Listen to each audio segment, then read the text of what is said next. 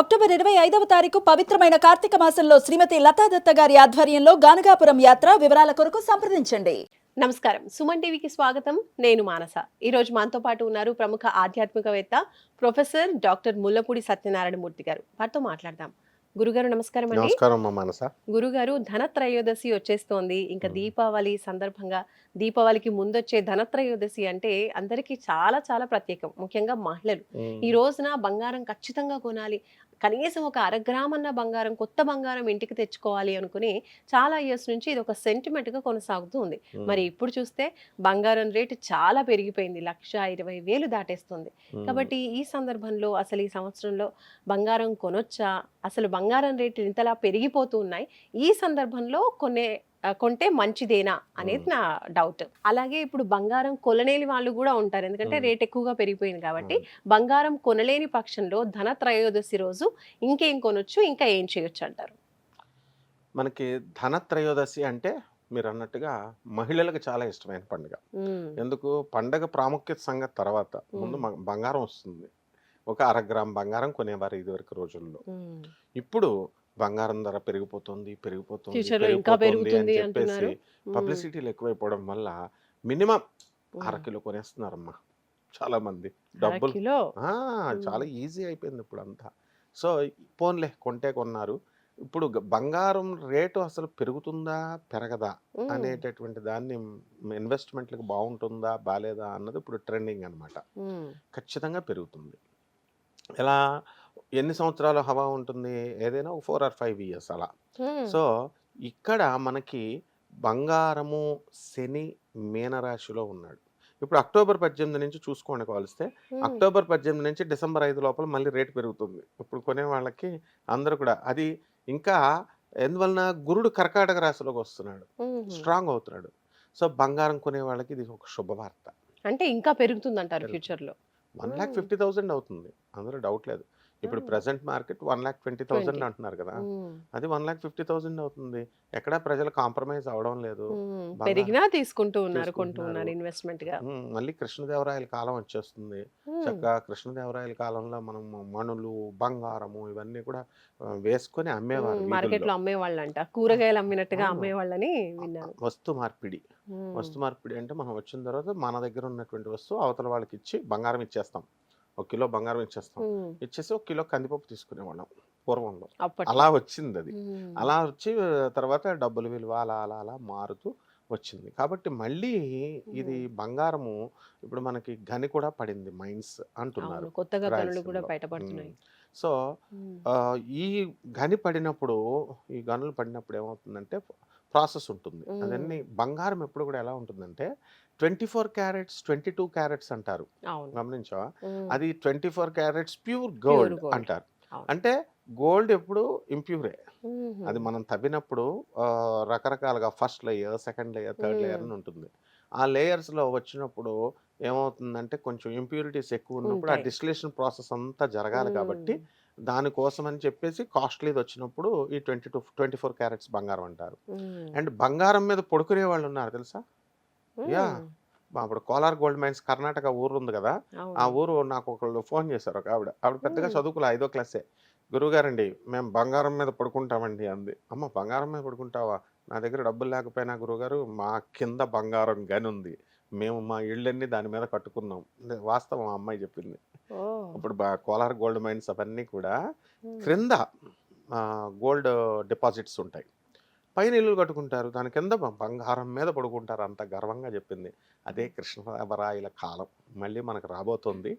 ఈ ఏదో కొంచెం టెంపరీగా ఈ 4 or 5 years వస్తుంది. ఆ గనులు ఎప్పుడైతే వచ్చేసినాయో, మెటీరియలైజ్ అయ్యి అందుబాటులోకి వచ్చినప్పుడు డెఫినెట్గా నేషనలైజ్ అవుతుంది, గవర్నమెంట్ ఆఫ్ ఇండియా తీసుకుంటుంది. అండ్ అప్పుడు బంగారం రేటు పడిపోతుంది.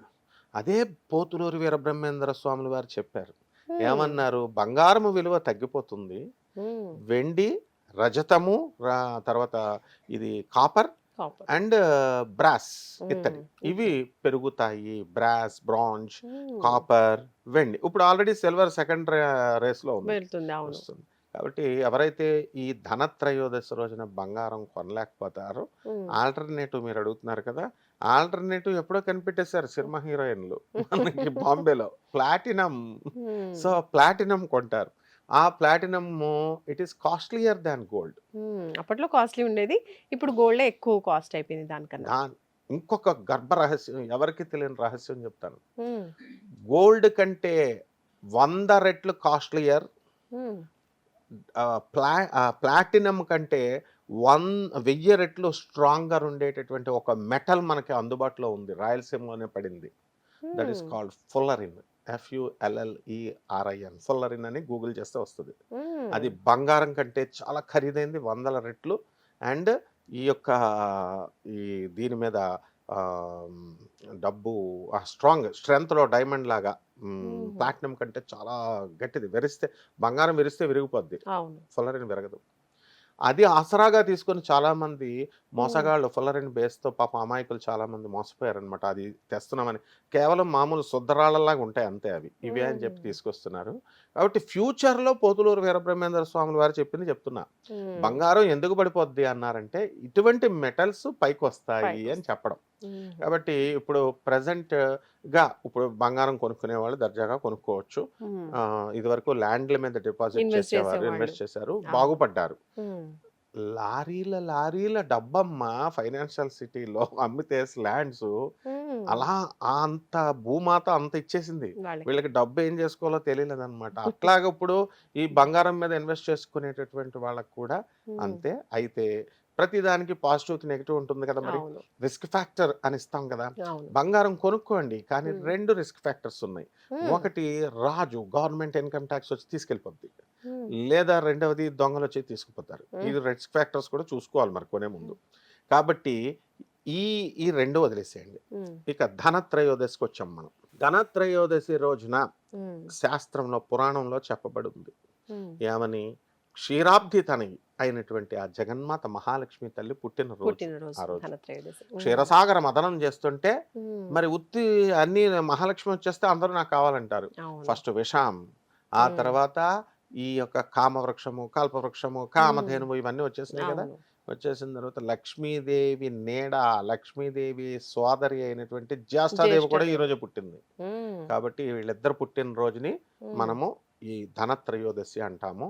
అందువలన వీళ్ళు ఏమంటున్నారంటే ధనత్రయోదశి రోజున బంగారము కొనుక్కోండి అని చెప్పి విష్ణు పురాణము ఇవన్నీ కూడా చెప్తున్నాయని చెప్తున్నారు. రేట్లు కూడా బాగా పెరిగినాయి. మనం ఇప్పుడు కొనొద్దు అన్నా సరే ఇంకా వినరు. ఆపరు, కొనేస్తారు జనం. ఉమ్, ఎక్సైటెడ్ స్టేజ్కి వచ్చేసింది. ఉమ్, ఇకపోతే బంగారం కొనడాలు నియమాలు బాగానే ఉన్నాయి. ఇంట్లో బంగారం ఉన్నప్పుడు కొన్ని నియమాలు కూడా పాటించాలమ్మా. ఉమ్, ఇది చాలా మంది తెలియదు. తెలియదు ఏంటా నియమాలు. ఎందువలన సాక్షాత్ లక్ష్మీ స్వరూపం బంగారం. ఉమ్, ఇల్లు డైలీ నీట్గా పెట్టుకోవాలా. ఎలాగైతే కలశం పెట్టుకుని అఖండ దీపం పెట్టుకుంటే దేవీ నవరాత్రుల్లో 9 రోజులు మనం పూజ చేసేటప్పుడు ఎంత నిష్టగా ఉంటామో, ఉమ్, మరి బంగారం కొంటే కూడా అంతే. అందుకని ఏమన్నారంటే ఈ అంగుష్ట పరిమాణం కంటే చిన్న సైజు ఉమ్, కొనుక్కోమన్నారు. దేన్ని, విగ్రహాన్ని. ఉమ్, దేవుడికి మనం అవును. పెట్టేటప్పుడు ఏ మెటల్ అయినా ఏదైనా ఉమ్, నైవేద్యం పెడతాము. శాస్త్రం మనం ఉమ్, 1.5 feet 2 feet ఇప్పుడు పెద్ద పెద్ద అన్ని విగ్రహాలు పెట్టేస్తున్నారు. పెట్టకూడదు అంటారు. పెట్టితే నైవేద్యం పెట్టాలి. ఉమ్, అందువలన మహాలక్ష్మి తల్లి స్వరూపము కాబట్టి కనకదుర్గ ఆమె, కనక ఉమ్, హేమదుర్గ అంటాం. హేమదుర్గ. హేమం అంటే బంగారం.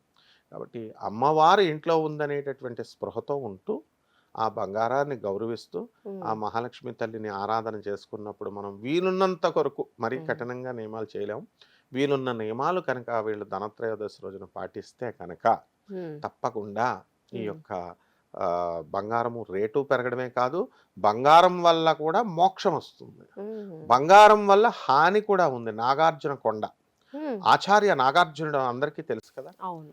మన గౌతమ్ బుద్ధుడిలాగా, గుంటూరు దగ్గర అమరావతి. ఉమ్, ఆయన ఏం చేశాడంటే ఈ మొత్తము ప్రపంచాన్నంతటినీ కూడా నేను మార్చేస్తాను, బంగారం ఉమ్, కొండగా మార్చేస్తాను అని చెప్పేసి ఆయన ట్రై చేశాడు.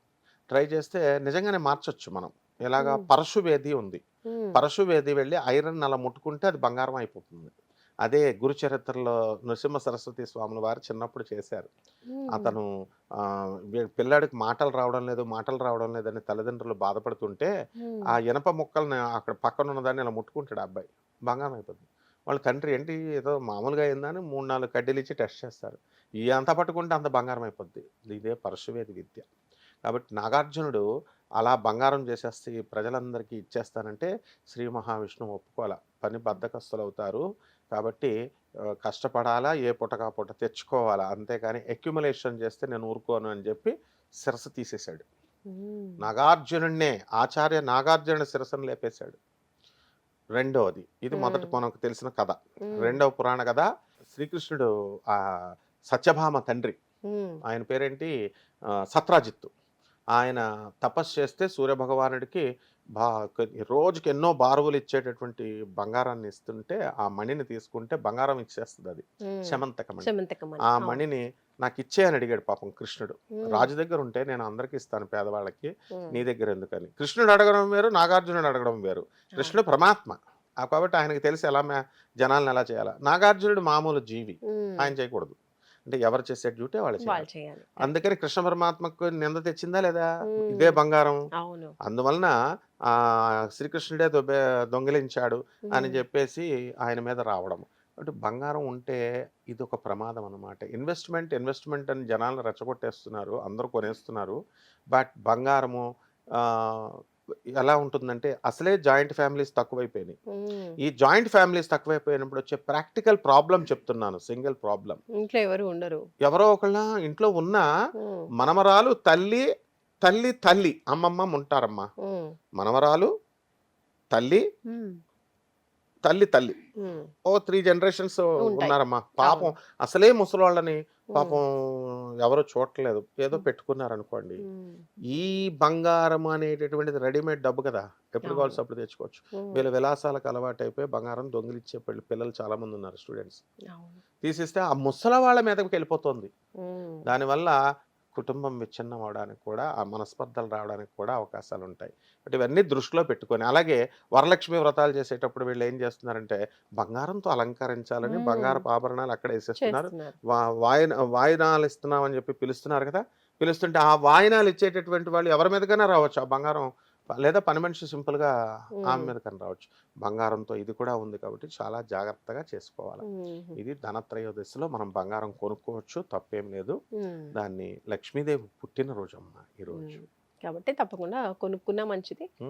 రైట్, ధన్యవాదాలు గురుగారు. నమస్కారం. ధన్యవాదాలమ్మా. చూసారు కదండి, ధనత్రయోదశి రోజు అంటే స్వయాన సాక్షాత్ లక్ష్మీదేవి పుట్టినరోజు కాబట్టి చక్కగా ఆ రోజు ధనత్రయోదశి రోజు బంగారం కొనుక్కున్నా మంచిదే. కొనుక్కోనప్పుడు అంటే ఇతర లోహాలు వైపు కూడా చూడొచ్చు, ఏవి తీసుకోవచ్చు ఏంటి అనేది కూడా గురుగారు మనకు తెలియజేశారు. కాబట్టి తప్పకుండా ఈ ధనత్రయోదశి రోజు ముఖ్యంగా వస్తువులనే కాదు, కొన్న వస్తువుల్ని భద్రంగా దాచుకోవడంతో పాటు దైవారాధన చేసుకోవడం కూడా, లక్ష్మీదేవిని యొక్క కటాక్షం కోరుకుంటూ పూజించుకోవడం కూడా చాలా మంచిది అని గురుగారు తెలియజేస్తున్నారు. చూస్తూనే ఉండండి సుమన్ టీవీ. నమస్కారం.